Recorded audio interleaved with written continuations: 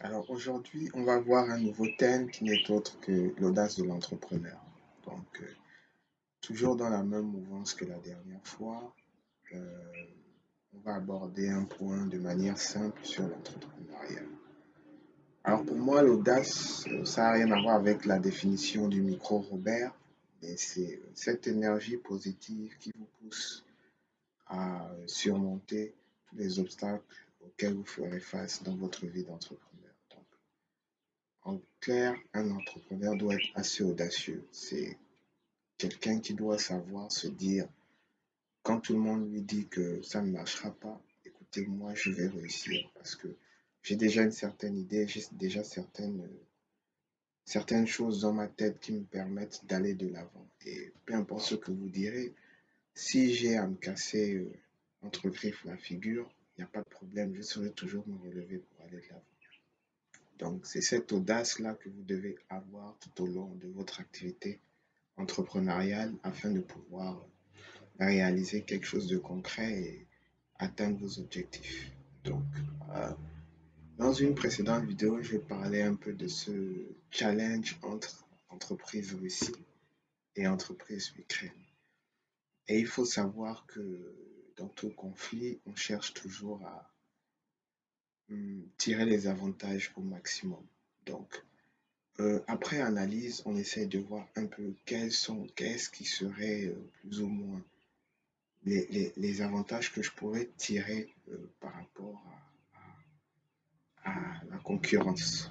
Et il faut déjà quand même savoir que euh, de manière générale, le conflit, même si je ne vais pas rentrer à fond dans les débats politiques, est à son importance dans la mesure où nos très chères entreprises Ukraine et Russie sont quand même d'importants exportateurs de céréales. Donc les grandes céréales aujourd'hui dans l'économie mondiale, vous avez le blé, vous avez le riz, vous avez le maïs.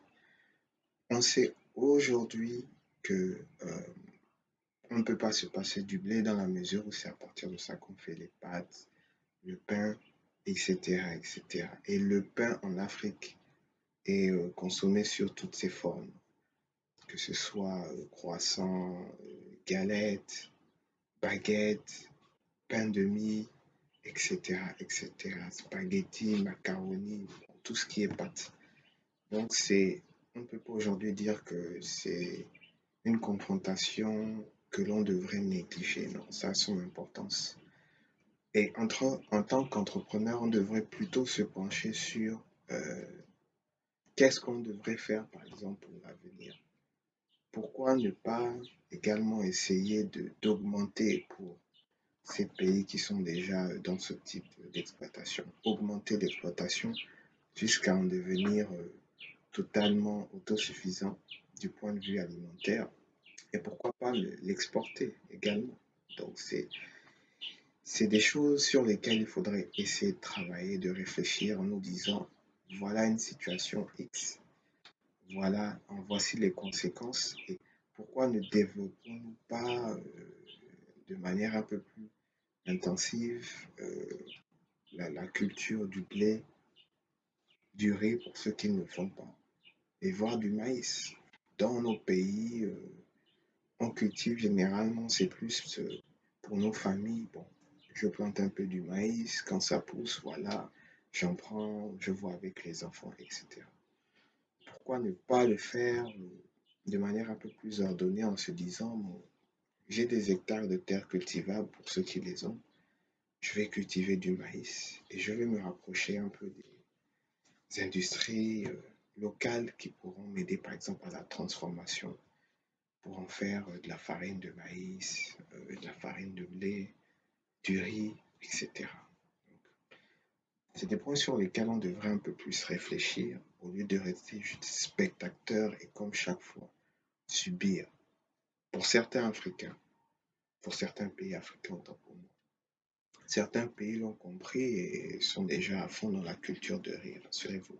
N'ont peut-être pas encore atteint l'autosuffisance alimentaire, mais tentent vers.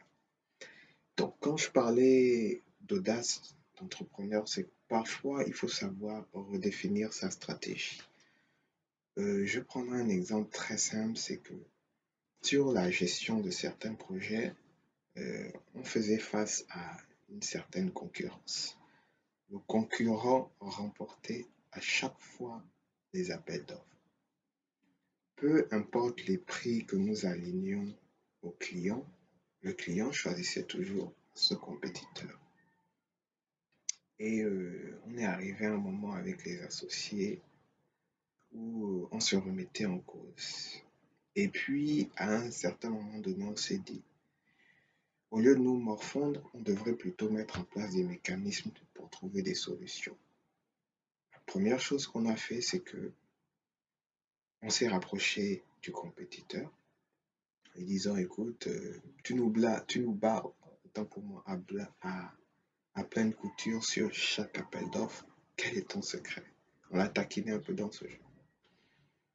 Et en analysant un peu ses offres, on s'est rendu compte que nous, on s'alignait, on faisait des prix toujours en dessous des siens, mais il gagnait toujours.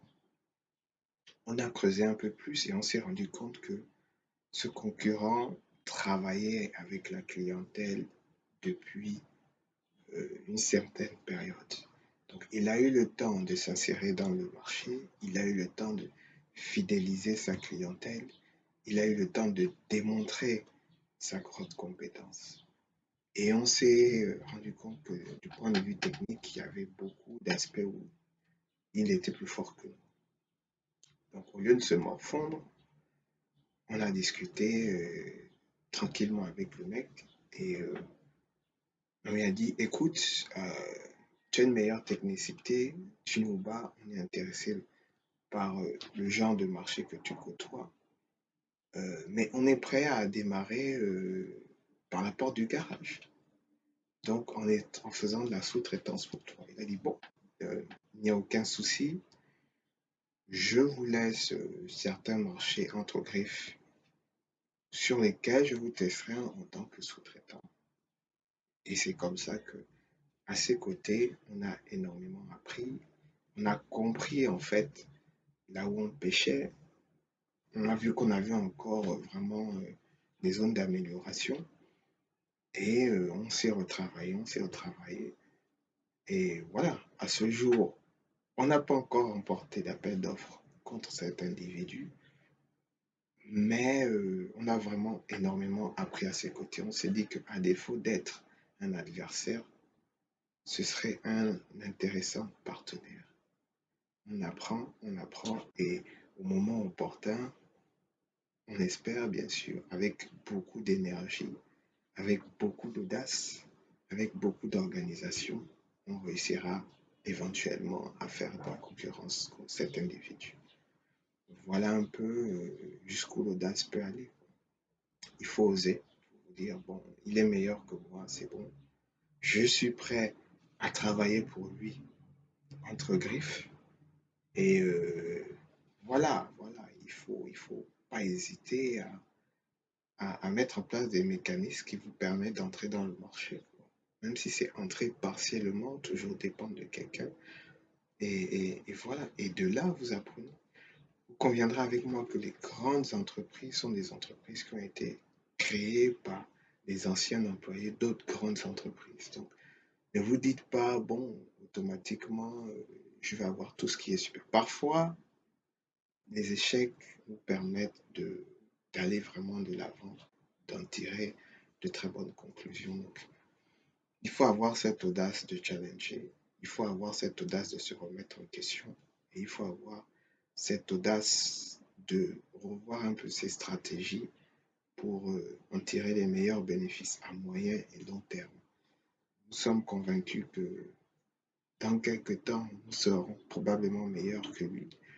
Nous aurons gagné en expérience, en technicité et voilà. Et après, ce sera peut-être des partenariats dans d'autres sens où on aura éventuellement peut-être de gros marchés qu'on ne pourra pas gérer et on sollicitera ses services et vice-versa. Donc, il faut toujours avoir cette audace, cette énergie qui vous pousse de l'avant.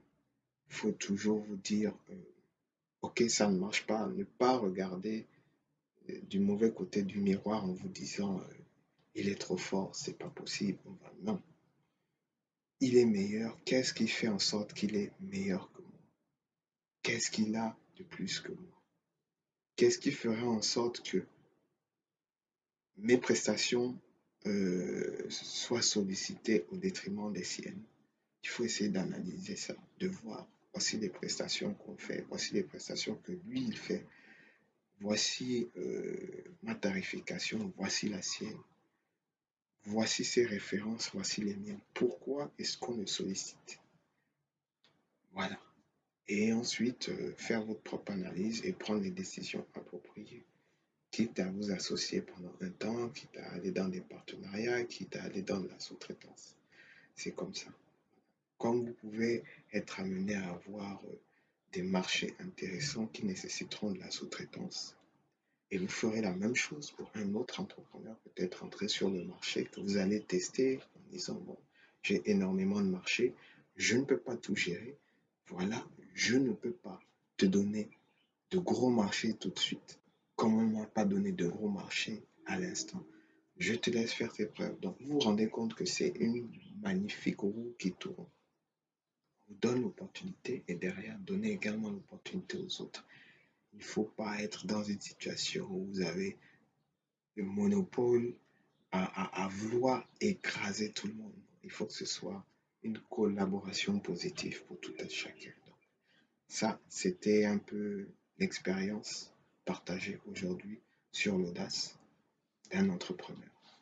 Je remercie encore une fois de plus tous les collaborateurs qui sont là, qui m'ont aidé à faire cette vidéo, ALJ Service, pour tout ce qui est du système informatique et mon éternel partenaire OR, Optique Révolution, pour ces fantastiques lunettes de vue et de soleil.